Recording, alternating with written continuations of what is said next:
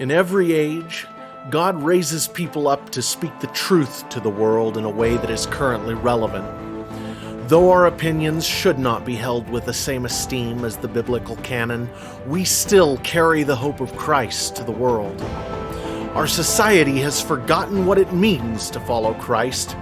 The bright lights of truth seekers are barely visible in the dim twilight of a post-Judeo-Christian society. We all see the darkness coming. All we can hope is to share the light that He has entrusted to us. This is Modern Apocrypha.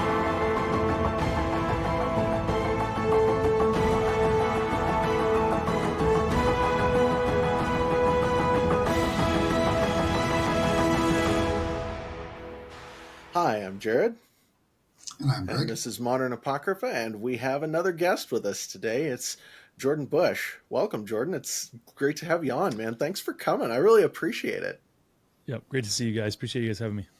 Absolutely. So give us a little bit about yourself. Who are you? Where do you come from, and what do you do? Sure. Yeah, the Cliff Notes version would be I grew up in a Christian household. My parents have worked for a Christian nonprofit organization their whole life, whole adult life. And so I grew up there, ended up going to Bible college when I graduated high school. Was anticipating going for a year and then wanted to become a journalist, a sports journalist. And so in God's providence, God has funny ways of doing things typologically in the world. And so I thought I wanted to go be a journalist. And, during this 1 year of Bible college, God sent me to, preach good news. So again, pretty corny dad joke, but it definitely does happen. So that's what I did. I ended up becoming, just got to the point where I just really wanted to be a missionary, and my wife and I got married because of that desire. And so then we raised support and started to we went to Uruguay as church planting missionaries. And so we ended up helping plant a small church. So then at that point while I was there, I got involved in Bitcoin and ended up writing a book called Thank God for Bitcoin, which is just sounds preposterous on like 84 levels if you don't know anything about Bitcoin. So did that, and then we left, ended up leaving the mission field, and due to a number of different things, but one of those was a denominational change. We went from being Reformed Baptist to Presbyterian, so we ended up doing that. And so then again, my connections to the Bitcoin world turned into a full-time job helping the broader Christian world understand Bitcoin and kind of some of the stuff that we're going to talk about today. So absolutely. So yeah. I actually didn't know that about the journalism thing. I have an associate's degree in journalism, and oh, no way. Well, okay. It came about because my dad suggested that I go into journalism because he knew I wanted to be a writer, and he thought, oh, you need something to pay the bills while you get there. Well, it didn't work out that way because, but yeah, that's where I started too, kind of. So that's kind of fun. That's funny. Yep. That's funny. At our age, in our youth, the conservative voice was not welcome in journalism. yeah, I would probably say it's pretty much the same, but again, different things. Technology has enabled some disintermediation. So I got to ask, post mill? Okay. So here's the deal. So I grew up dispensational pre-mill. I'm sorry. And that was the only thing that I ever heard. And again, I don't begrudge some of the ways that I grew up because again they gave me the tools that I needed to grow in a lot of ways, including sowing the seeds of some of the destruction of some of the things that I used to believe. So at this point, this is what I tell people is like I'm sympathetic to post mill. I have not done the work I haven't done the work.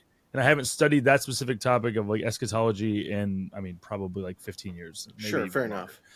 And so I'm due to revisit the topic. I was planning on doing it in 2021 and just didn't get around to it. And so now we're 3 years later, and so yeah, fair enough. I know for myself, I can get along with most anybody. I'll have a spirited conversation with post mill guys, mostly over the idea that Christ is currently ruling the nations with an iron rod, which some of them will assert. And I have huge issues with that notion because if the current pedophile ring ruling the nations is somehow ascribed to him, I think that's a problem. So that's me. I think I think that they would, be the first to admit that, making the knees bow is an ongoing process. So, I'm sure that, but yeah, yeah, so but I need to study. That's the thing. I'm that's not, fair. Totally fair. I don't really talk about it just because I'm like, again, everybody has eschatology, whether they Well, recognize it or not.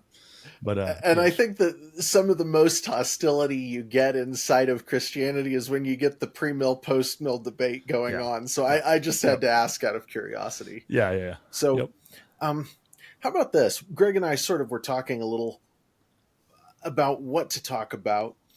Yeah. Let's talk about Bitcoin. Greg can start with what he knows and what he thinks about it. Then you go and give okay. And here's the thing: I haven't given the Modern Apocrypha listeners a real view of Bitcoin, so you're the perfect guy to do that. Oh wow. Okay. And then I will come in, and I will take a great big crap all over everything and make a mess. How's that? All right. So, Greg, go ahead. Yeah, go for it. So starting off, I am just starting out with anything Bitcoin. I just got my little wallet deal in the mail. Just figuring out what it is, listening to my friends and following in faith, not informed decision. There you go. The understanding that I have for it is sort of like a digital gold in that you don't get to make more, right? It's a set limit. It's not run by a government, so it's not China's or America's or any particular countries. It's the people that own its,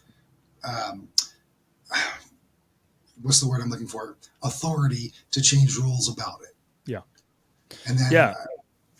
I mean, that's a pretty good. I mean, that's a pretty fair. Again, like Bitcoin is as many different things as it is the number of people you talk to. Like there's a lot to it. There's a lot of different ways that you can look at it. But yeah, the digital gold angle is true in many ways, and it's a helpful framework to look at things through. Really. Again, we're not going to get into like super technical, a bunch of different things. Like we could do that, and there will be detailed things that I'm sure we get into.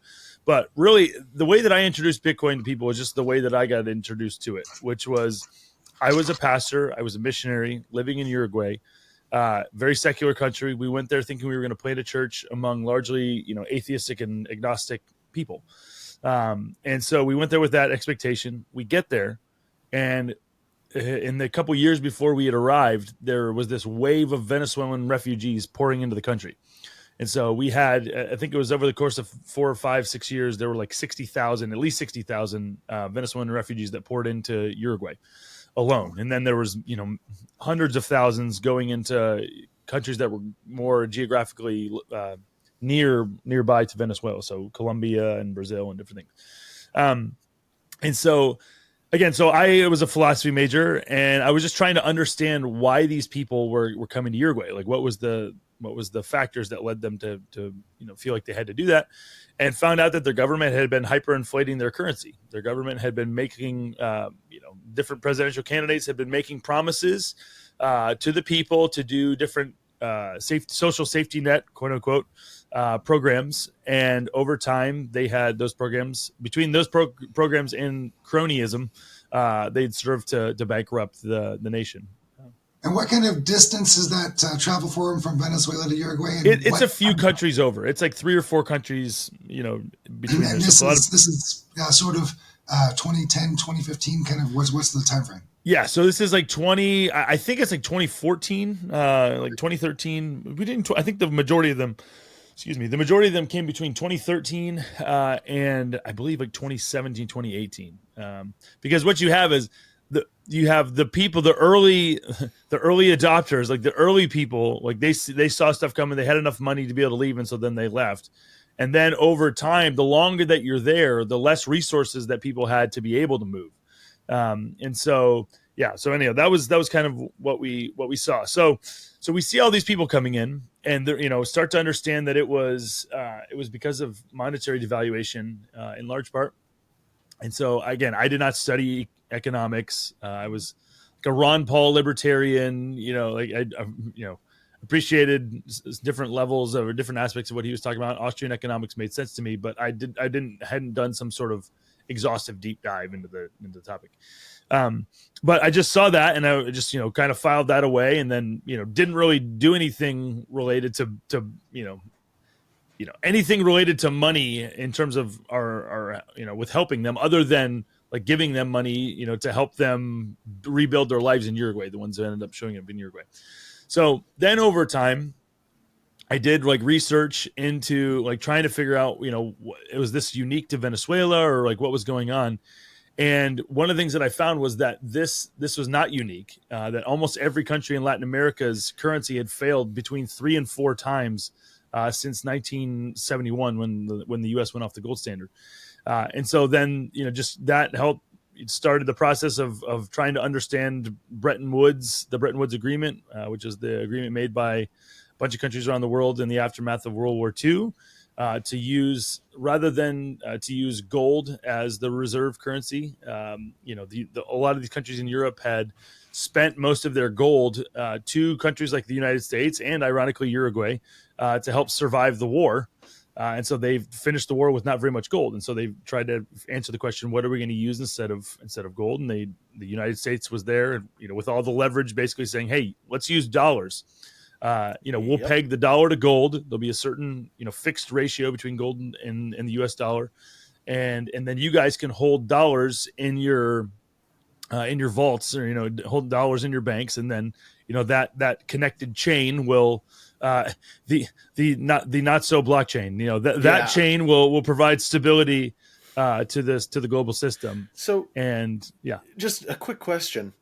Yeah. Would you say then, based on the research you did, and this is my impression, but would you agree that then those countries' currencies, most of the countries in the world, are basically just US dollar plus country risk? Yeah. That's a large part of it. Now that did change in 1971. Now you went from the dollar being the reserve currency to like the petrodollar. So like the dollar, rather than being backed by gold, now the dollar has been backed by oil.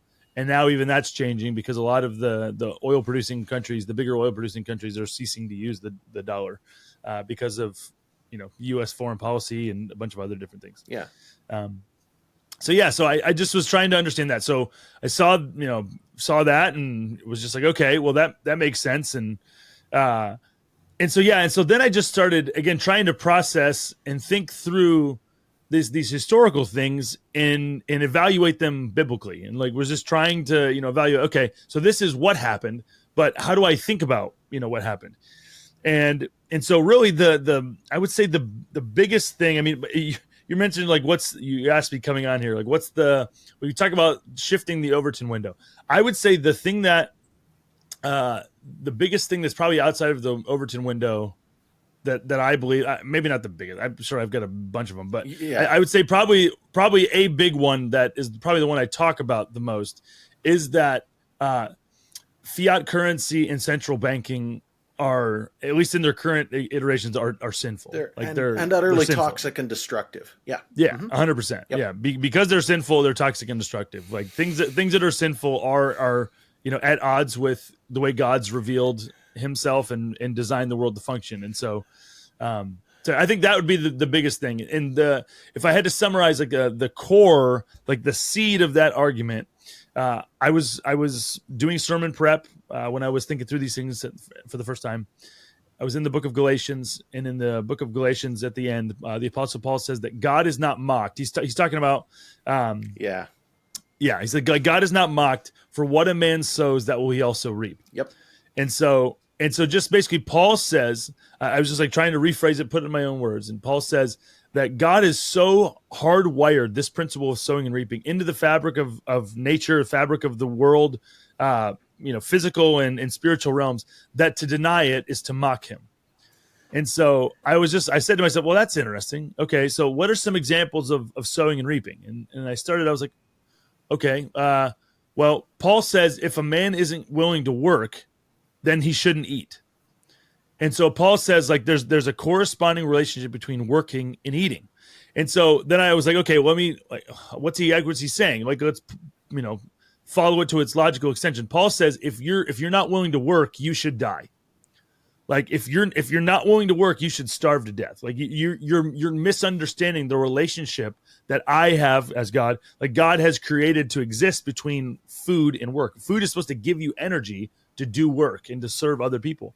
And if you're not willing to submit to that relationship, then you should die.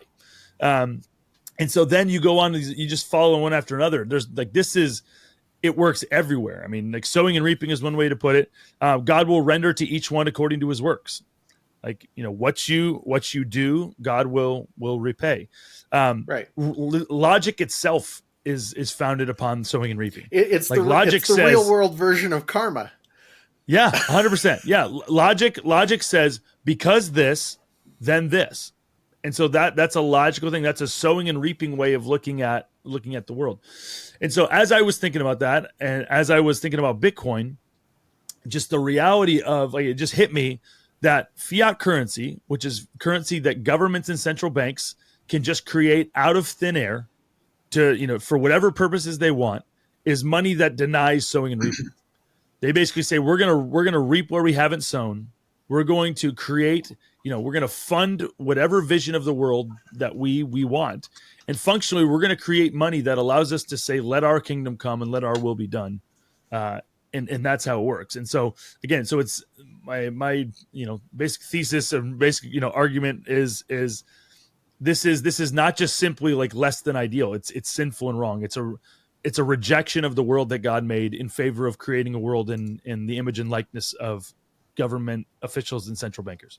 That well said and well put. And the perspective is one that when I think about things, they come out a different way because they're from a bit of a different sort of perspective, a different standing place. But looking at it from a biblical perspective, that's a very good way to put it. Thank you. Yeah. Excuse me. I feel like there's also something about fiat currency that breaks a rule. Is it Deuteronomy 24:16 that the sins of the father should not be placed on the children? Yeah. And what else are we doing with inflation and in our fiat currency, but punishing each generation after the next based on what fathers have done?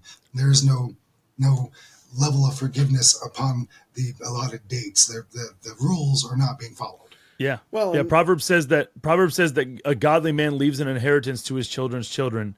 And so an ungodly man would take an inheritance from his children's children. And that's what we're doing by having, a national debt that's now 34 trillion and expanding it, by trillions of dollars every year. Again, it's not just simply less than ideal. It's sinful and wrong. It is. Well, and then that's totally missing the whole dishonest weights and measures thing that is inherent in the fiat currency paradigm. It just, you can't escape it. It's there, man. So no, I'm with you. I think that's, again, and the way that works, again, dishonest weights and measures are like honest weights and measures are, you'd go to the market back when they used, gold and silver. And before you would weigh the stuff that you were buying, you would weigh your money. And so you'd want to have like one coin that was like the standard. And so everyone knew that this was 1 ounce. And then you could weigh your gold or your silver in that and be like, okay, this is 1 ounce. And then you could use that to weigh out your food. And so dishonest weights and measures, you'd have, somebody would have something, a weight that looked like it was a pound, but that was maybe 1 ounce less. Yep. Or 2 ounces less. And so by virtue of that, you were able to steal over the course of many transactions. You're able to steal and create more, earn more money than you had goods to account for.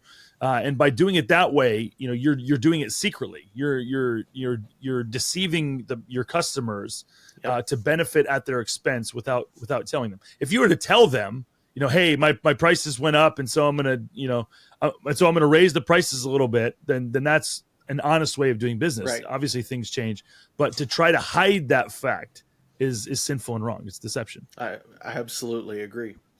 That's a very good summation. Does that fairly well cover where you're at as far as Bitcoin goes then? Yeah, I mean, these are the conversations that I have with people. Again, when people hear, like, I am the executive director of a business called Thank God for Bitcoin, they expect to talk a lot about Bitcoin. And really my conviction is based on Jesus's words that those who are well have no need of a physician. Yeah. It's those who are sick who need a physician. Before I talk about Bitcoin in the vast majority of cases, You got to I talk first about I'm like, Jesus. no. Well, no, not even that. I mean, definitely we get there, but like you have to understand that what is broken, or Right. that the existing system is broken in order to see the value in something different. And so again, there's lots of tangible and practical reasons, why fiat currency is bad and how it hurts people. So like I would say horizontal reasons why it's wrong. But what I want to first talk about, and I start talking about people, is the vertical reasons. Sure. So like what are the problems that God has with this? And then we can move to the other things later, because this is the most important thing. And historically, I would say, again, it's easy just to be like, well, this is such an emergency. We have to go around and address the horizontal things. We have to go try to fix everything. But if you look at historically, it's the people who make first the vertical argument that has a tremendous amount of propulsive force to get things done. And just like briefly, there's 3 examples that I give of this. So Luther didn't go to, Martin Luther didn't go to, people, his listeners and be like, look how this is, primarily look at how, the Catholic Church is oppressing the poor. He's basically saying like, they're not telling the truth about the scriptures. Right. Like this is justification by, is by faith alone through grace alone. He's basically talking about the vertical things and then people's realization of the vertical problems then fleshes out. Brings in all the horizontal stuff. Right. That makes sense. Exactly. And so like William Wilberforce is another one. Wilberforce works his entire life as a politician to try to raise awareness of like, you guys say you're Christians.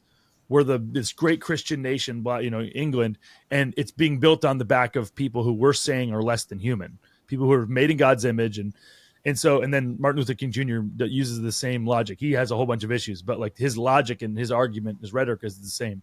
And so I'm not trying to at all put myself in the same category of importance or whatever with those guys, but I want to use their reasoning right. because I think it's a good way to reason. Of course. So I agree with you. I'm just trying to think how to sort of, because it's my turn next, right? And I'm trying to think how to approach this exactly in a useful way. So let me ask you this: what do you like when you talk to people? Like, what are maybe like? I mean, you could play the part of like with the skeptic, for these things. Like, what are some of the objections you get to Bitcoin or something? Well, I don't have any objections right now, actually. And that's part of the problem. Okay, yeah. And here's why. So I think that you can make the case that right now, Bitcoin is the only thing that is usable as money that could be considered honest money in the whole world. Gold used to fulfill that case, but because we have such a fast transaction speed right now, it can't actually function as money. In order to have something that functions, you have to sort of give a representation of gold. And you're already introducing the possibility for abuse at that point. And that's how we got the fiat currencies we have, right? So right now today, Bitcoin is the only currency that is both decentralized and honest. Yeah. You'd agree, right? Oh, 100%. Yeah. I mean, so again, well, it's demonstrably like honest. Okay. Like Bitcoin is an open monetary network where you can see every transaction that's ever taken place. So yeah. What's keeping it that way? What do you mean? What is keeping Bitcoin honest? What is stopping it from becoming something that is not honest? What is stopping it from becoming a worse mirror of the US dollar? Sure. Yeah. So, I mean, there's a number of different things, but I mean, the fact that, so basically you can think about Bitcoin is fundamentally at bottom a ledger. It's just a ledger where you file inputs and credits and debits and, transactions that take place. They just move from one transaction or from one, wallet to another. And so the fact that it's open, the fact that it's honest, it's just truthful, it just gives you the information, is a completely different, proposition than a normal bank's ledger. It is. Normal banks just have ledgers as well, but they're privately held. You can't see their books. Right. So they don't just open up their by By democracy, it's protected by the vote of the people. So it's protected in part by cryptography. Okay, so the same cryptography that's protecting the nuclear codes is protecting, the like Bitcoin's, the way that Bitcoin does transactions. But then also then the decision makers in the Bitcoin ecosystem are there people who run a copy of the ledger that's called a node.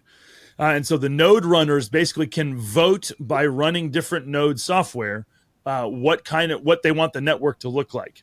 And in order to affect large scale protocol changes, you have to get a large percentage of those node operators to do to vote with their software. And so basically, if those people who are running, which is tens of thousands of people, if those people think that you are, they hear your proposal, they hear your reason and your argument, and they're not convinced by it, they're under no obligation, and they won't run it. If they don't think it makes both logical and or economic sense, if they don't think it's going to be in the best interest of Bitcoin, which they have conceivably, pretty good investment, and they're not gonna do it. And so that is a far like that gives people a role to play. That is a far different. It's a far cry from the existing system where you have a couple people, literally handful of people in a room who can decide to change the interest rates or can decide to make these large scale policy changes that aren't, I wouldn't even say democratic, but where the people have no say in what's going on. So let me add one thing to what you just said that you will wholeheartedly agree with. Right now, the people who are responsible for policy changes in the Bitcoin ecosystem are some of the most don't tread on me, libertarian, anti-government people in the whole world. Yeah. Yep. Yeah, and then that's true, 100%. Which means that trying to manipulate the system right now is the next thing to bloody impossible. Yeah. Now, again, they can definitely put pressure on people Sure. and on institutions and stuff like that.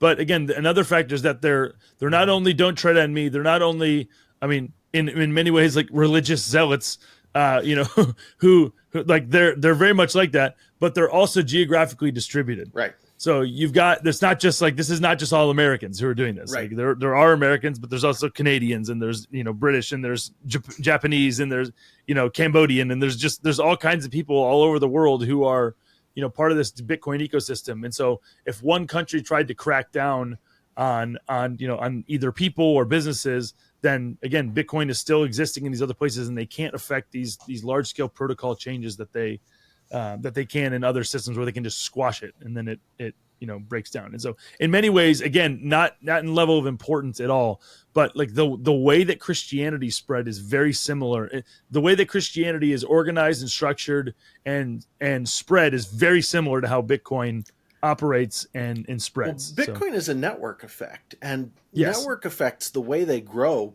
actually, this is something that I've said a number of times, but let me just reiterate it here.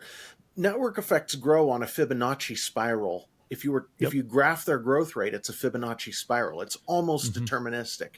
It's kind of like Pareto distribution. And that means that Bitcoin is growing at a fixed rate, and it's getting bigger and bigger. And every cycle, the number of people coming into Bitcoin in total is more than the people who have been there before in total. Yeah. Okay. Yeah. Now, one other thing that I'd like to hit, and then we go to break real quick, and then we'll come back and Sure. I'll make my point.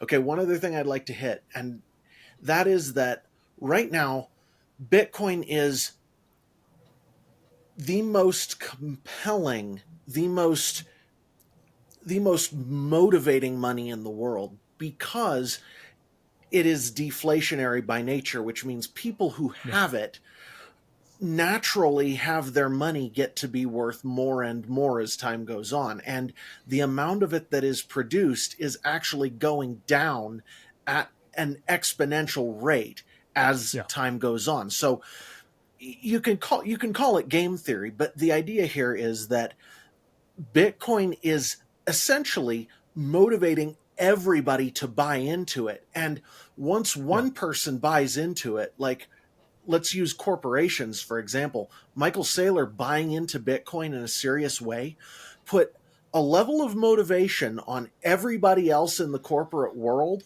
that is Yep. almost, most people aren't really set up to understand how strong that motivation is, because Yeah.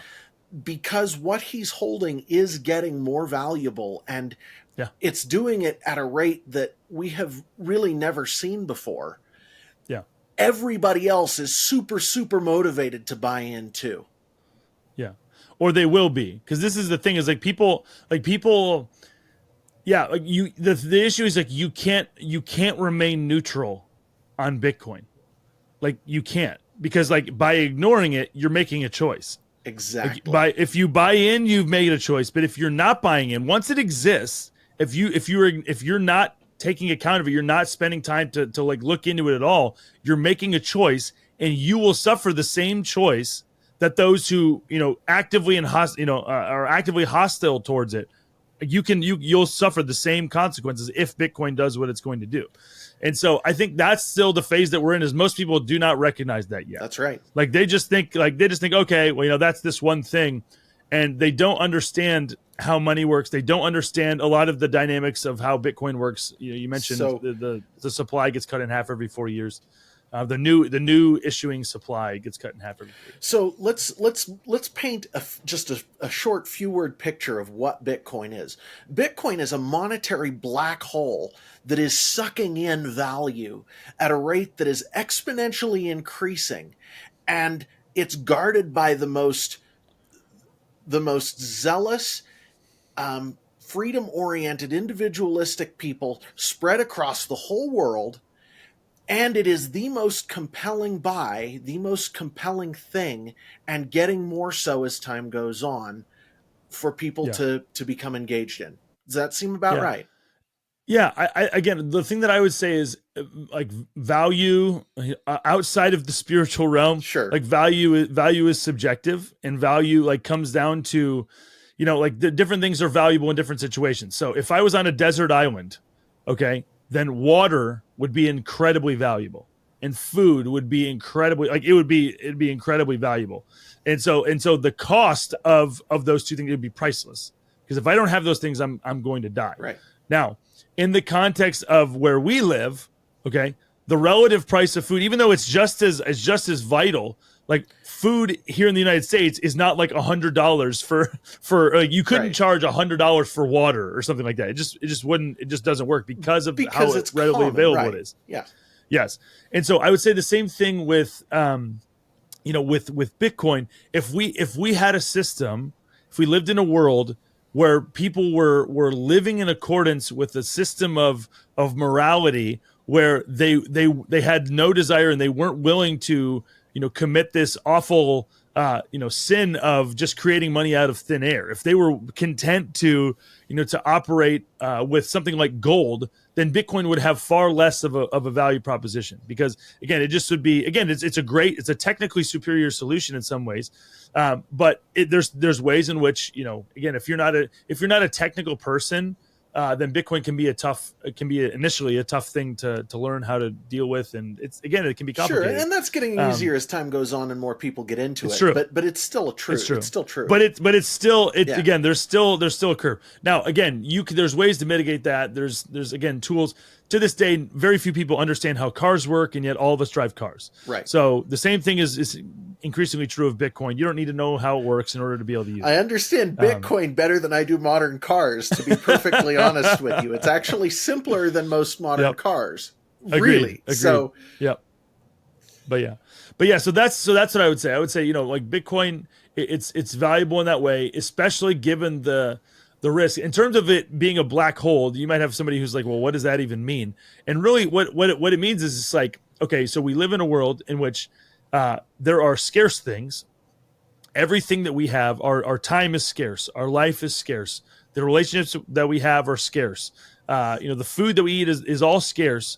And we are every day in the world that we live in now, we're exchanging, non-scarce money for scarce things, or we're exchanging scarce time, energy, resources for money, fiat currency that can be created and is with progressively almost no less effort. and less scarce. Yes, yes, it's increasingly exponentially less scarce with every year that goes by. Right. And again, the best way to, I would say, maybe not the best, but the one easy way to explain it would be just to observe what happened during COVID. So in the first year of COVID, through these different airdrops, the government airdropped everybody money. Basically, 40% of all the dollars that have ever existed were created. And so what happened as a result? Housing prices went up, in many cases 100%, in some cases 200%. And so those weren't two unconnected Not at all. events. Those are you have way more money competing for more or less the same amount of houses. And so of course the price for each one of those houses is going to be significantly more. Yep. And so that same thing that happened with houses is happening with everything. And so again, Bitcoin is something that can't be created anywhere near as quickly or at the behest of, at the will of a government or other political institution. Absolutely. And how about we go to break there and come back? Sounds good. So we'll be back in a minute, folks. See you, Gary.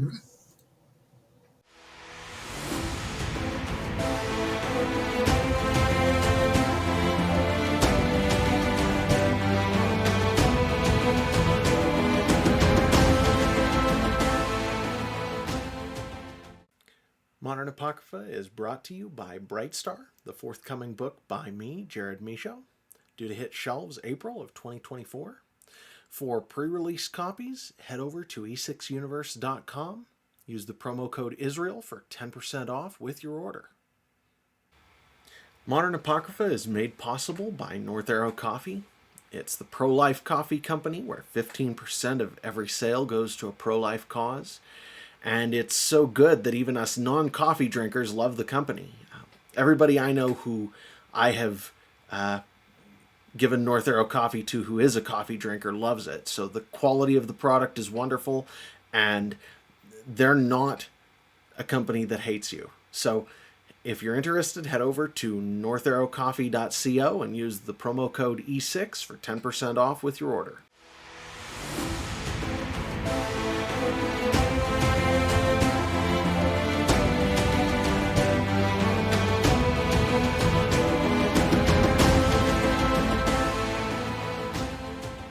And we're back.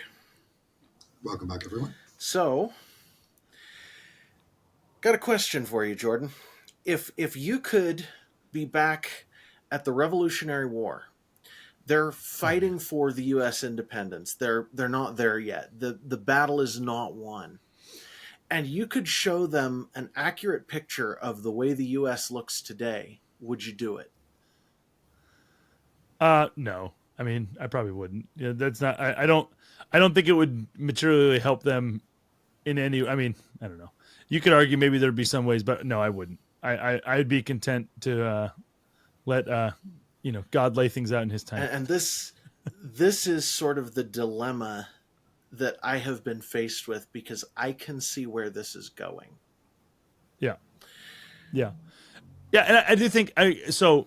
Again, I maybe I would, maybe I wouldn't. Again, I think one of the things we do see is that God does do this. Like God gives. I mean, this is what prophecy is, right? God tells people with Moses. God tells Moses what's going to happen. He tells him, this is going to happen. They're going to reject you. I'm going to defeat them. I will defeat the gods of Egypt. He goes through this whole thing. And then with the apostles, Jesus goes through and says, this is going to happen. The Holy Spirit's going to bring to remembrance all these things. He does this. And so, but again, okay, so it's obviously a weird hypothetical situation. So again, maybe this doesn't rise to the level of prophecy. This is just me looking forward with my weird, not normally wired brain and going, okay, so this and this and this and this are all converging. What's the result? So here's the way it looks to me.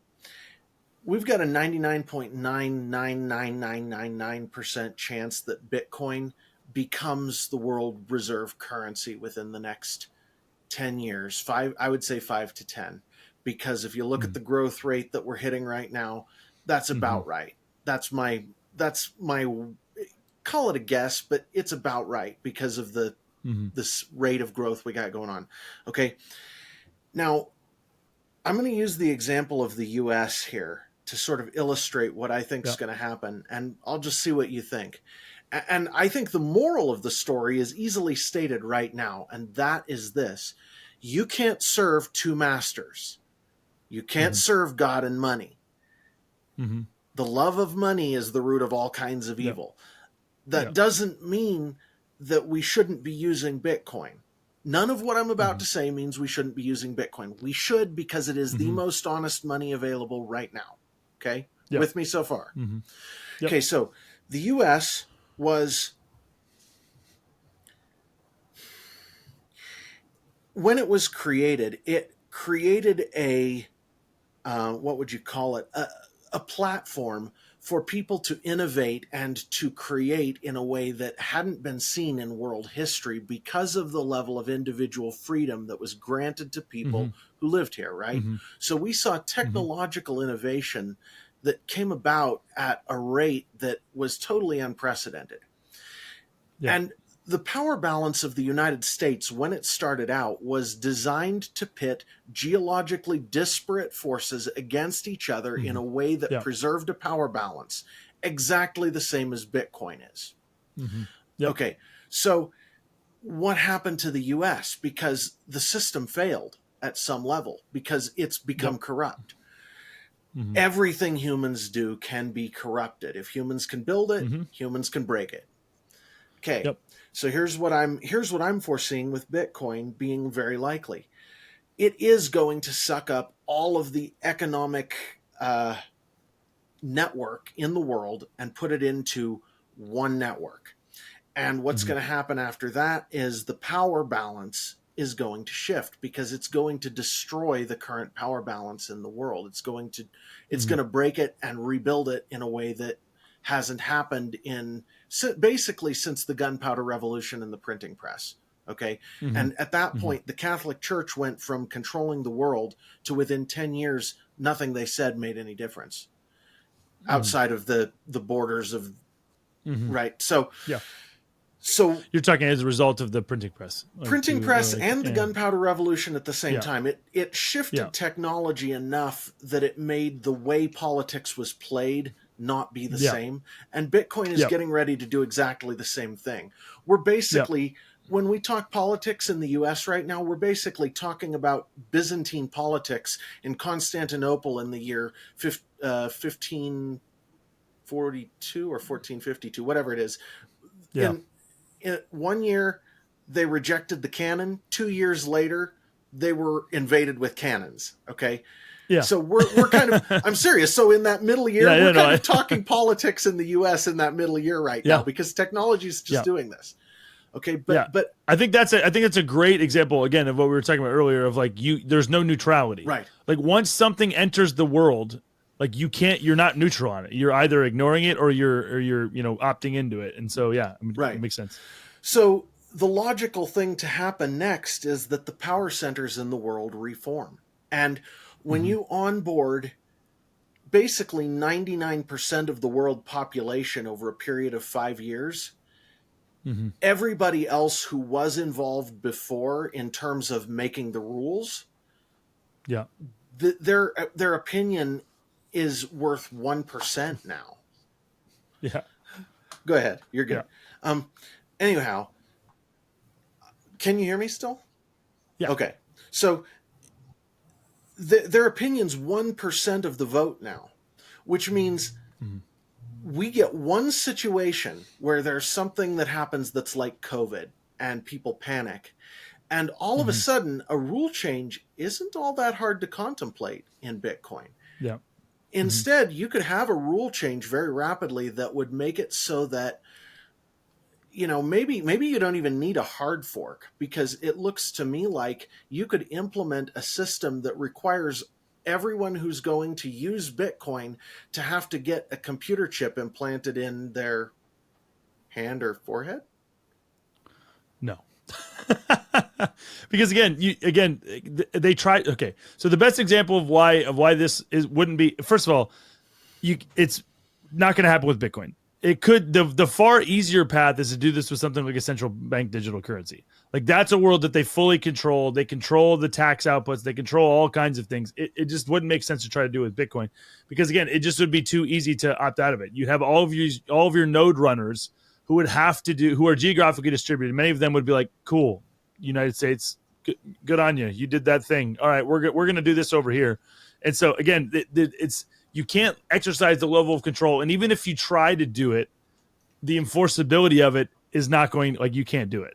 So and it's not like the UN. It's not like the UN's going to be like, oh, look, Jordan. and this is the other thing. This is the other reason why it won't work, is because there's already like 19.5 million of the 21 million Bitcoin that will exist are already out there in the hands of normal people.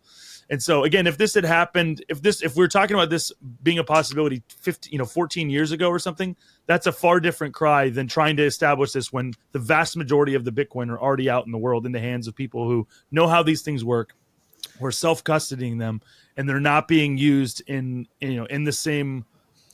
Yeah, they're just not at risk the same way that the fiat system is, where they control all these different things. So, okay, now counterpoint to that. We're not talking about who owns the Bitcoin. We're talking about who runs the nodes, and we're talking about the network effect of the money being sort of a black hole, where once you're a part of it and everybody's running it, it's really hard to escape it again. And we know that the vast majority of people, when you get something like COVID happening, remember what happened during COVID. It's almost unimaginable. Within a couple of months, the lengths people went to, not just in the US, but all over the world, to change things. And so the question is not, you don't need 51%. You don't need, all you need is just a soft fork that is responding to a problem that the enemy, capital E enemy, puts in place to panic people into doing something where the current people who are totally intransigent, who are responsible for the system, are now 1% of the vote because everybody else is onboarded over the past couple of years. But they're not even 1% of the vote. Like they're part of their percentage of the vote insofar as they're running nodes. Right. And what I'm saying is the number of nodes that go online when you onboard the 99% of the world that isn't onboarded right now is multiplied by, let's say it's only multiplied by 10. That means you have 10% of the total nodes are the current people who are running nodes, and all the rest, 90% of the vote, is used toward whatever end the enemy is scaring people toward. But so then they can do a hard fork. They can do whatever kind of fork they want to. Right. And then again, and then if people, and that network, it's the same thing with states' rights, though. It's the same thing with states' rights, where you have different jurisdictions that operate according to certain ways. And then, so basically what they'll do, so if you did do a hard fork, then boom. Okay, great. You do that, right? And then we're gonna watch and see what happens, right? And so basically, what you have is, I don't have to run their hard fork. You're right, I don't. Yeah, but when exactly. But when 99% of the people who are onboarded are running that hard fork, then what's our choice? Yeah. So even if they're doing that, so then but that doesn't change anything. That's the same thing that's happening right now. You have 99% of the people who are operating under, like, they were using the fiat system. And so, like, as if that doesn't affect Bitcoin at all. So the people who are still running the normal Bitcoin, if everybody else forks off, we're just going to keep going on using normal Bitcoin. And then congratulations, you've got this thing that's called Bitcoin. And again, could people get deceived into doing it? I don't know. I think the path to that being even probable, like the path to even being able to do that is, Jordan? the level of credibility that would be added to Bitcoin in the meantime, like in order for that to even be something that would make political sense to even bring up, like you're talking about a level of Bitcoin adoption that is, again, I just think, you're talking about a level of coordination among geriatric people. Like this is not it's hilarious. About a level of coordination among humans. We're talking about the powers and principalities in high places that we are fighting against. And here's what I think is actually going on. And I might be wrong, but it looks to me like Bitcoin is a weapon designed by the enemy to destroy the fake system. And here's the way I look at it. So wait a second. So you think Bitcoin is is Satan. Like Satan came up with the idea for Bitcoin. I think that I don't, I'm not sure. I don't know. Yeah. But it Okay. looks to me like, if you look at the system that is run by the people who are part of the World Economic Forum, Uh-huh. that system is like the comic book supervillain system, right? When the Bible talks about a deception that would be capable of fooling even the elect if possible, that ain't the WEF. That's something else. And when you look at what Satan's original and what the Gnostic ideal is. I don't know if you know anything about Gnosticism, but Gnosticism is essentially Luciferianism, which is different from Satanism. Their core ideals are individualism, which makes perfect sense, right? He set himself up above, right? Okay, makes perfect sense. The idea here is that you need a weapon where the enemy is running sort of a dialectic. They're running a chessboard with two sides. The dark side of the chessboard isn't designed to fool everybody. The light side is. So you set up the dark side to make everybody mad, to flock to the light side, and they are against this evil thing that is obviously the World Economic Forum, etc. That whole side of things. So would you say that the printing press was also Luciferian because it also enabled individuals to exercise incredible amounts of, like, they can sit there, I can write a book. Some random guys can now write books and then, publish them and have them spread all over the place. That's not trivially. exactly It's trivially true. easily. If you were around when the printing press first came out, you would write a Bible or you'd be killed. There was nothing else. So you didn't have the freedom when it came out. But they were killed for printing the Bible too. Right. So no. So it would be killed either way. So tell me this. How much real opposition have we seen by the world system against Bitcoin? Because if it were something that were from God, you would expect them to hate it.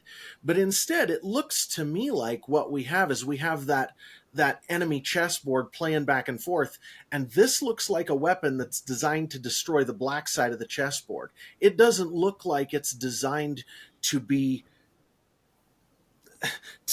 it looks like it's an individualistic sort of enabler to create that final deception, is what it looks like to me. And that, I mean, the biggest countries in the world, the biggest nation on earth, the population wise, has banned it 7 times. Right. And it didn't work. So like if you're I know, but that doesn't mean they didn't try. Right. Satan tried to kill Jesus so that it would thwart God's plan. The fact that he tried was sufficient to show that he was a bad actor. I want to propose something to you here. And I don't want you to take this wrong, because I think that you've emotionally invested in Bitcoin to the point where it's hard for you to hear the idea that it could be a tool of the enemy. And I don't... No, again, I've literally been thinking about these things for literally in depth for 4.5 years. So again, I'm not against the idea that it's I'm not conceptually against the idea that it's a tool of the enemy. And again, even if I don't grant your Sure. the overall idea, obviously there are plenty of Bitcoiners who are godless as the day is long and who are using God's good gifts of Bitcoin the same way that they're using God's other good gifts against him. Sure. This is the concern that I would see. Yeah. The concern that I see is to be afraid, to operate functionally as though God isn't sovereign, and to operate functionally as though Jesus is not actually the king. And so again, so the perspective that I'm coming from, and the way that I would see, again, things like the printing press and things like all these other things, is you see, let's see, let me just pull it up. It's Psalm 2. Mm-hmm. And so, come on now. So Psalm 2, let's see here. Psalm 2, it says, why do the nations rage and the peoples plot in vain? The kings of the earth set themselves, and the rulers take counsel together against the Lord and against his anointed, saying, let us burst their bonds apart and cast away their cords from us. So this is what governments are always trying to do. They're trying to get rid of accountability. They're trying to get rid of people who tell them no. Yeah. That's literally what they're trying to do. Mm-hmm. And so things like the printing press, you have the Roman Catholic Church is this huge, powerful entity. The printing press says, actually, we're going to actually disseminate messages that aren't approved of by you. And so we're going to get them out there, and they hate that. And so they try to squash that at every turn. And how does God respond? He who sits in the heavens laughs. The Lord holds them in derision. Then he will speak to them in his wrath and terrify them in his fury, saying, as for me, I have set my king on Zion, my holy hill. So I think like what I'm saying is like, I look at these things. I'm not quivering in my boots about anything satanic. Not me either. Like I'm out here. Not even a little bit. I'm aware of them. I'm with you. Like I'm aware of them. So just so you understand, I'm on the same footing you are here. I don't disagree. Let me just clarify this. So what I'll say is when I think about Bitcoin, like just the way that Bitcoin works, what Bitcoin does is it takes away power from the government to be able to basically live in a way that denies total sowing and reaping. They want to live as gods, and so it takes away from them. It does. Now, can that later be corrupted? Again, this good thing be corrupted. Right. But to try to say that it's satanic now just strains the meaning of words to me. Now, I want you to understand, okay? Functionally, I am in the same position you are.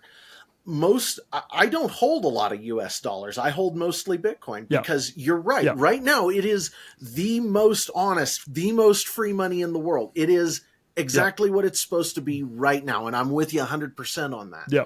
Okay. And I don't think we need to live in fear of anything because he will always make a way for us. And if Bitcoin were corrupted, that means there would be a way made past that. And that needed to be part of what happened in order to make his plan come about. I'm with you on this. Okay. No question. What I'm saying is this, that we as Christians, number one, we need to be using honest weights and measures. We need to be using the answers that are at hand. Yeah. That's the first thing. The second thing is we need to not get married to our money. 100%. 1,000,000%. No, I know that. So I'm saying we're in the same place. No argument. Yeah. But the issue, this is again, the issue that I'm having is like, this is like saying you need to not get married to your law. You know, like you need to not get married to the law. It's like, well, yes, you don't need to get married to the fact that like to your nation, but like being using the law and like submitting yourself to the law is something that you should do. Can I tell you a bit we shouldn't of a be worried about here? idolatry. Can I tell you a bit of a story? Okay, so I worked at a family business for about 8 or 9 years. Yeah. And during this time, I was saving mostly in gold. I would put aside what I could. You know, we had a lifestyle that was pretty under the standard, and I was saving as much as I could. And at first, I was saving it in precious metals, and then I started learning about Bitcoin. This is 2020, 2021, somewhere in there. I started learning about Bitcoin, and I started putting it away in Bitcoin. I even took some of the precious metals and sold it and bought Bitcoin. Okay. Yeah. And so over the past, year and a half now, since I quit my job, I have had to sell most of my savings. I've had to sell most of that stuff. And if I could tell you what that did to me right here, I never expected it, man. I was 100%.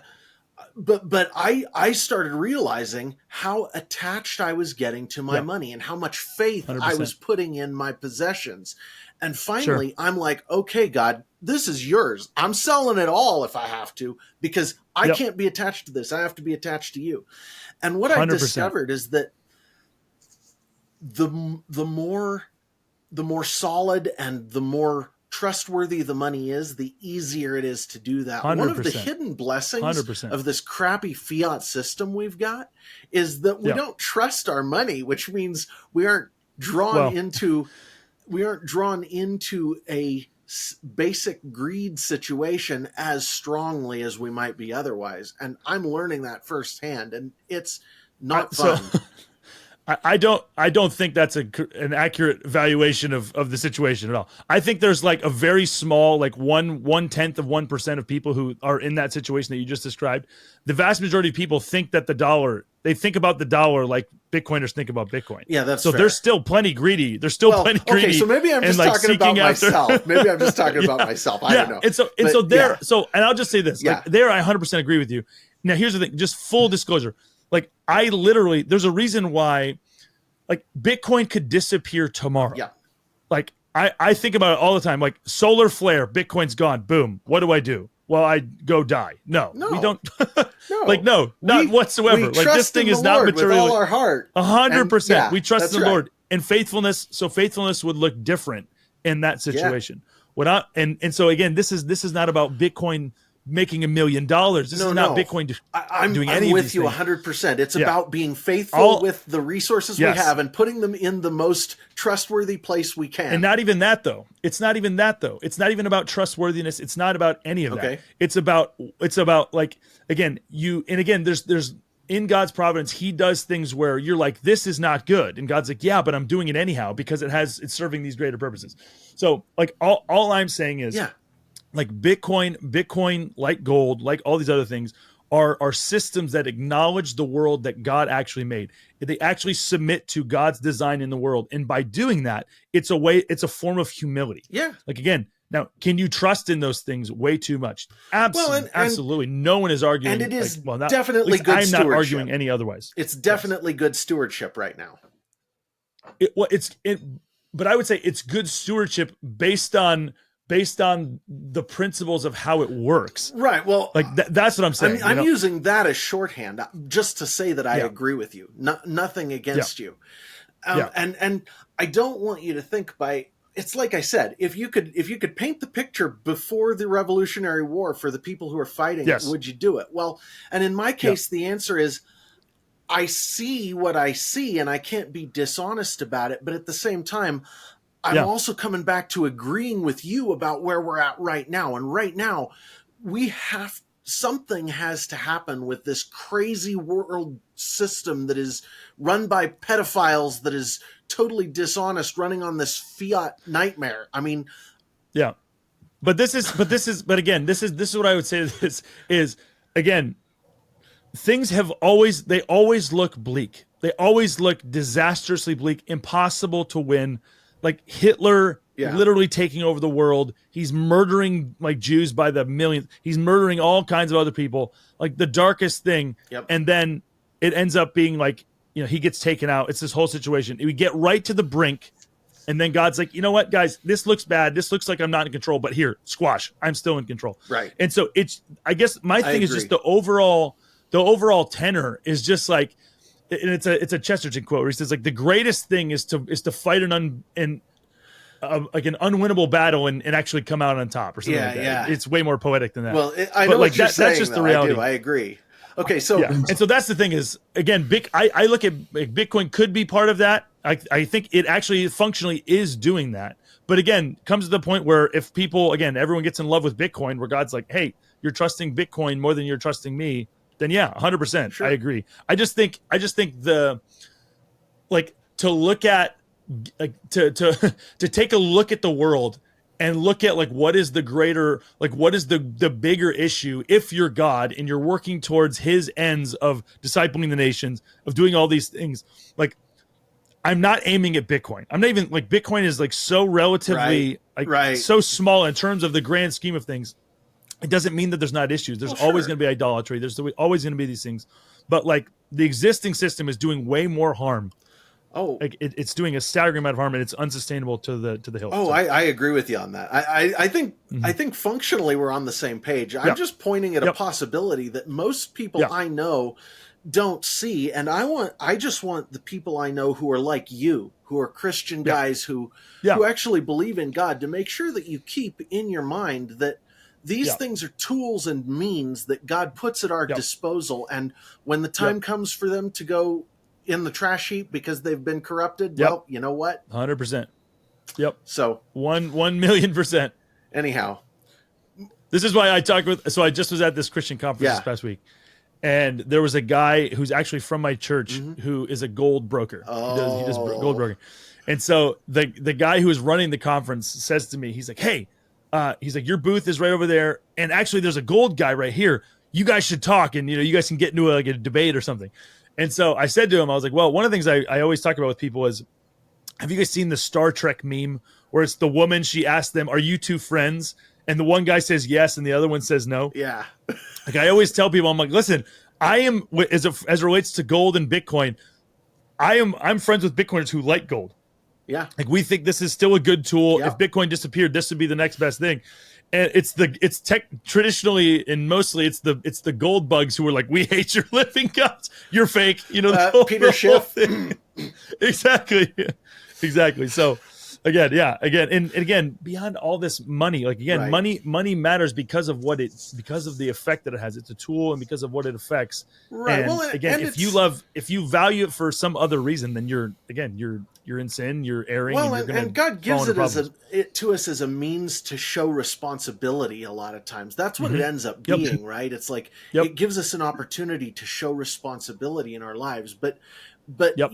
making it an end in itself is a sin, and that's 100%. that's the love of money is the root of all kinds of evil. Yep. So anyhow, so I don't want you to go away with the impression that I hate Bitcoin somehow, because I don't. I have more Bitcoin than about anything else, and I actually really like it. But I also don't want people to get to a point where they're doing what I see a lot of Bitcoin Twitter doing, where they're actually treating Bitcoin as a god. You can't serve both God and money.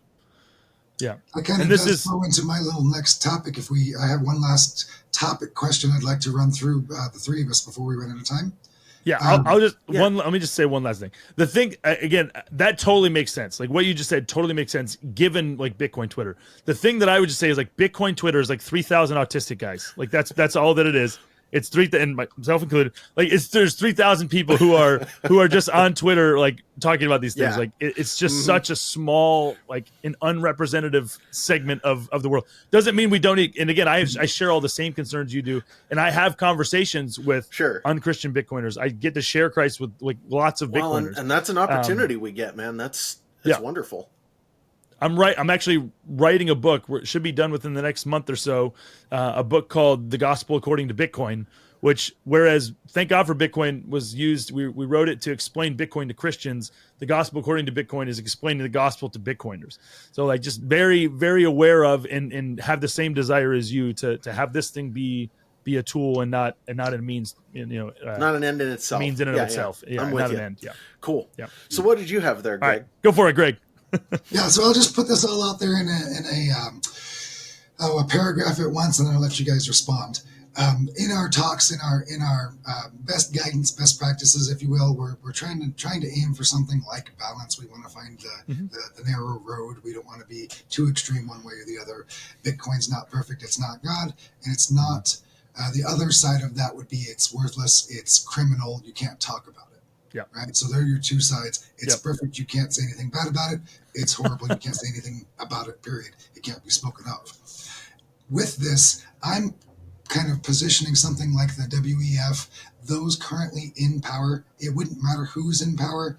You're losing power by a shift in power. So those in power would be the ones creating the attack on it. Something I see in this poke and a point to reduce the conversation on it. We recently did something like allowing people to invest through paper Bitcoin, basically. Sure. Yep. The ETFs, yeah. As it stood before, individuals were able to speak about Bitcoin freely without any limitations. Moving forward, where we need to preface our statements with, this is not financial advice. Are they going to start stacking something like that on us? Are they going to start coming back around and saying, if you don't say that, then you have some sort of penalties? When they start following up with people with so many penalties and additional regulation, because everybody's begging for regulation, is that then just muddying the waters to where it's like it is with private equity, where if you've got money, you can make money with it, but if you don't, they don't let you in the game.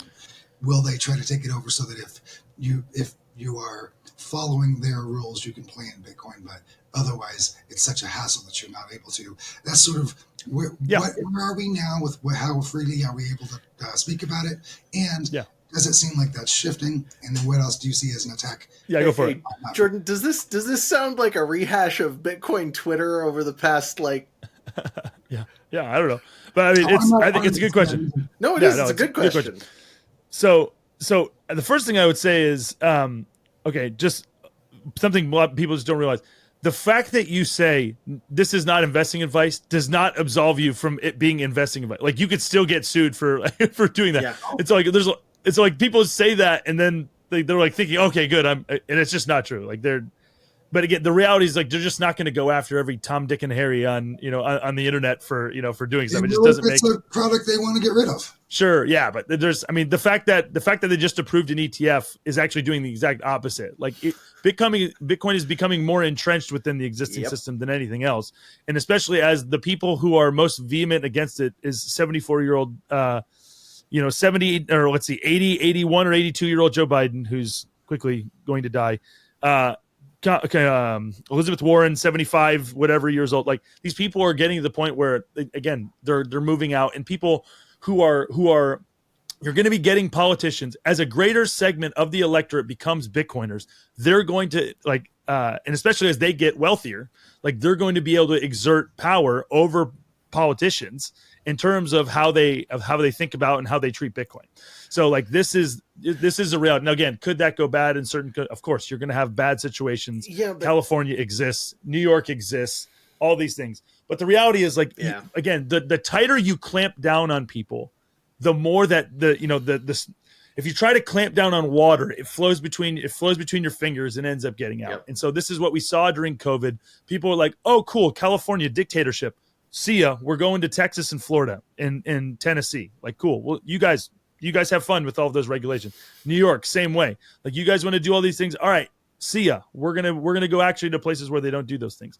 And so whether it's on the United States level or just even internationally, you're gonna have people who, especially if they have a sizable amount of Bitcoin, they're going to be able to leave. They're going to be able to leave and go to other places to escape some sort of clamping down. Now, again, the second question. What was the second question you said? What was the second half of the question? I don't know exactly what the halves of the question were myself, but. So the first question was, are they going to, as far as talking about Bitcoin, is that going to be what do you see as changes in regulations and changes in clamping down? What do you see as the attack vectors? Yes, and so with paper Bitcoin, so paper Bitcoin, you mentioned that. So with paper Bitcoin, the attack vector is so I mean, there's now these companies that are holding Bitcoin, which again, if you would have told somebody 15 years ago that this little open source project was going to yield Wall Street companies holding it, people would have thought you were an idiot. Yeah. So the fact that this is happening is insane.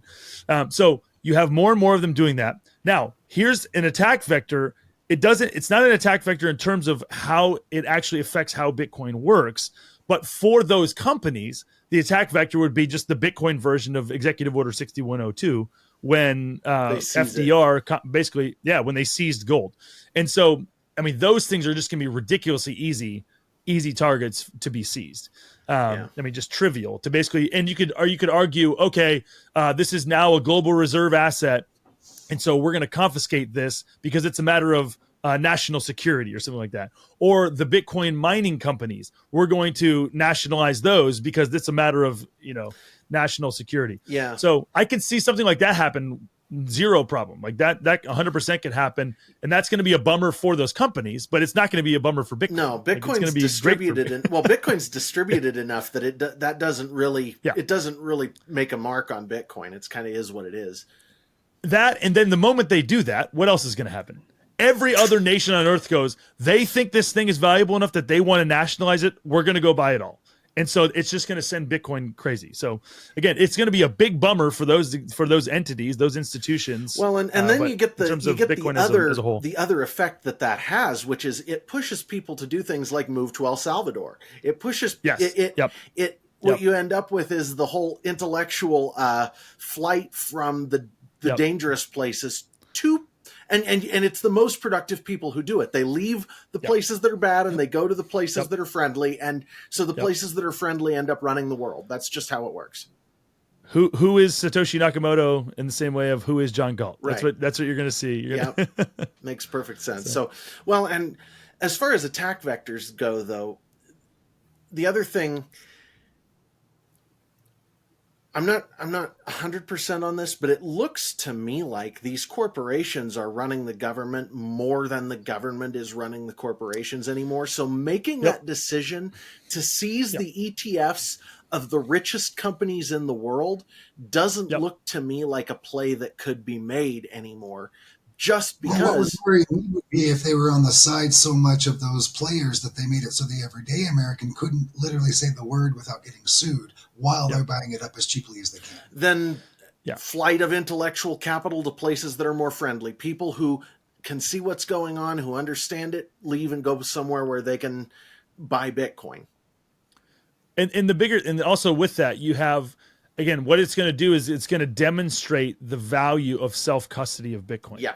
Like the value of Bitcoin is that you don't have to store your Bitcoin with these giant corporations. Like the reason why banks existed and banks exist, the reason why banks exist is because of the physicality of gold. Yep. Like it's not convenient to have this physical thing. You do still have that same issue with Bitcoin, though, with the 7 transactions per second. It's a relatively slow electronic. Yeah. But that's on the base layer. That's like saying, so the United States, so you can think about within the United States system. So the base layer of the United States system is cash. Okay. So like there's a limit to, like I can only hand out so much cash. Actually, the base layer of the United States system is not even something you or I are allowed to own. And the number of transactions that system can do per day is similar to what Bitcoin can do every 10 minutes. So when you look at the actual base layer of what the US does, it's so much less capable than Bitcoin that there's no comparison. So Bitcoin needs a good layer too, but that doesn't mean that what's there at the base layer isn't amazingly robust. Yeah, exactly. So you need layer 2s, and so the equivalent of this is like PayPal is a layer 2 to the United States system. Like when you send money, they actually are doing large batches of transactions. Like when you send money to somebody else, they're just keeping track of all of the transactions throughout the day that go from whatever your bank is to this other bank. And then they're cutting like 1 or 2 checks a day, like to do that.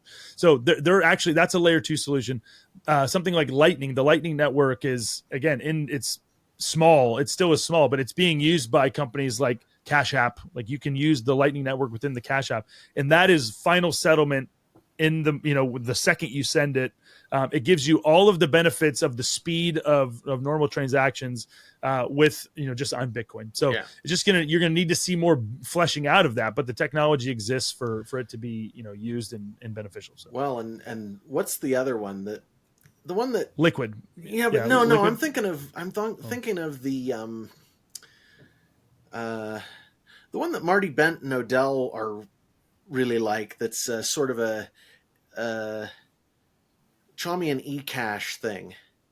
Yeah. So okay, Fedimints. That's it. Thank you. Yep. Mm-hmm. Yeah. Fedimints. That's another. Yeah, it's another thing. So there's different ways that you can solve these problems of scalability and getting more people on like that. Again, it's not an issue. Like it actually will require things, but there's people working on those things who to be able to implement them because they recognize this is an issue. Well, and it's just a matter of order of operations. This is what the people who are like, you need to have faster transaction. Like they just don't understand order of operations. Right. Like they're saying you have to make a binary choice, either or, zero sum game decision, rather than like you plant a seed and it stays a seed for a little bit. It starts out very small, and then over years it turns into something that's huge and immovable and all these kind of stuff. It has to start somewhere, and it's just for the same reason it would be dumb for me to get mad at my my 3-year-old for not being my 12-year-old. It doesn't make sense to like it would be silly to be like, oh, Bitcoin has failed because it can't be because it can't do 1 million transactions per second. It's like, no, you're misunderstanding. You don't have an understanding of like what is required, of like how just basically the world works, and then just the nature of like if this thing is an open source project that started on the internet. A guy gave away his best idea, and then in only 15 years, it's got literally 1% of the world who owns it. Like it's insane. Well, and the other thing you have to keep in mind about it is it's sort of a supply and demand thing too. It's like right now 100%. The demand is not for a medium of exchange, it's for a store of value. And as the medium of exchange demand goes up, the ability to fulfill that need will be built by the people who are currently working on it. Yeah. it isn't needed as much yet, so it isn't available as much yet. And as it's needed, it gets developed. What you have to have for that to work is a base layer that is super solid and can't and totally bulletproof. And that's what we have. Yep. 100%. That's what's driven the choices that people have made with, with Bitcoin to this point. Is the thing that doesn't exist is a good store of value. Bitcoin can serve as a good store of value. And so we're gonna hammer down on that. And then as more people get drawn into that, then we can start moving on to other things. But that's the novel. And a side note on that, just to add to what you said, the whole block size war was a matter of 100%. people misunderstanding that function. What we needed was a store of value, and the block size being small actually drives Bitcoin to be a good store of value. If it's a big block size, it means that it's a less secure asset, which means the store of value is less capable. So we needed small blocks for that purpose, and that's why the transaction stuff has to be done on a layer 2, because you have to have the small blocks to make the store of value work. So again, you want it's like again, you can compare this, like there's tons of, in order to like conceptually unpack it, like I mean the churches are very, it's a very helpful thing. So like within the gospel spread, you had these small churches that were lean and nimble. They appointed elders, and then you could imprison leaders from one of these churches, and their church would still go on humming because they had other elders, or they could appoint other elders. And so it wasn't like it was this giant hulking cathedral where like it provides this large attack vector where, oh look, we can just burn down your cathedral and then you're out of commission. Or like in the case of the temple, we can burn down your temple and then you have no place to worship. Like Jesus tells the woman at the well, like someday, like the day is coming when you won't worship God on this mountain or in the temple. Like he's basically saying, like, there's going to be a day coming where you're going to be, people who worship me will worship in spirit and truth all over the world. And so I think like this is the same thing you're seeing, is like you're moving away from these huge top down, visually impressive institutions to, these small, dynamic, easily adaptable, places, and like Bitcoin is built for that. It's literally built for that. It's perfectly designed for that. It's amazing, actually. We're gonna have to wrap up here. Is there anything else, Greg? You got anything else? No, I got my last question in there. Okay, Jordan, how about you tell people where they can find you? Excuse me, man. I just tried to hit my mute my mic and I didn't make it. Yeah, no, you can find me. You can find Thank God for Bitcoin. I'm the executive director of Thank God for Bitcoin. You can find us at tgfb.com. You can find me on Twitter at jmbush, BUSH, Writes, WRITES. And then again, the only other thing I would shill or something would be, we have the Thank God for Bitcoin podcast. We have also the Thank God for Nostr podcast. And then our big event that we do every year is going to be a 2-day conference in Nashville, July 24th and 25th. And the structure of that is the name of actually, I don't have the paper here with me, but the name of it is basically going to be The Economics of Glory, Money, Government, and the Glory of God is basically what we're going to be looking at. So awesome. Day one, it's just casting a robust vision, Christian vision of economics. Like what is economics? What is money? Why should Christians care? Not going to mention Bitcoin at all on day one. Help us guilty Christians feel a little bit better about making some money, What'd you say? Help us guilty Christians feel like we don't have to sign a promise of poorness. Yeah. Yes, exactly. Yes. Yeah. Oath of poverty right, exactly. So just talking about that on day one. And then on day two is going to be, again, just like, okay, now that we've applied, we've talked about and unpacked, Christians' obligations and what they should care about and how they should structure things. Then boom, here's Bitcoin, and here's the ways in which Bitcoin is aligned with that and is being used by people around the world in all kinds of surprising ways. And then we're going to be doing a concert that night with a bunch of Christian musicians who are basically in Nashville. Awesome. So you can get your tickets at tgfb.com/store if you're interested in that. tgfb.com. Thank God for Bitcoin. At JM Bush Writes on Twitter. And Thank God for Bitcoin podcast. Thank God for Noster podcast, a subject we didn't get into that I'd love to get into sometime. And then the Thank God for Bitcoin conference. And folks, if you can go, I would highly recommend it. I really enjoy what Jordan's been doing. I think that all of his work is excellent. You should definitely go check it out. And Jordan, I have to say thank you for coming onto the podcast and pushing back on me so vigorously. No, seriously, thank you. I know this makes good podcasting, so we're good to go. No, it's good podcasting, but it's also iron sharpens iron. It's also you and being honest and actually pushing back on the idea, which I don't get enough of. So thank you, genuinely, and thanks for the conversation. 100%. Man. I really appreciate it. 100%. I enjoyed it. Yep, appreciate you guys, Greg. It was great to meet you. All right, absolutely. Well, thank you, everybody, and that's it for this time. We'll catch you next time. Till next time.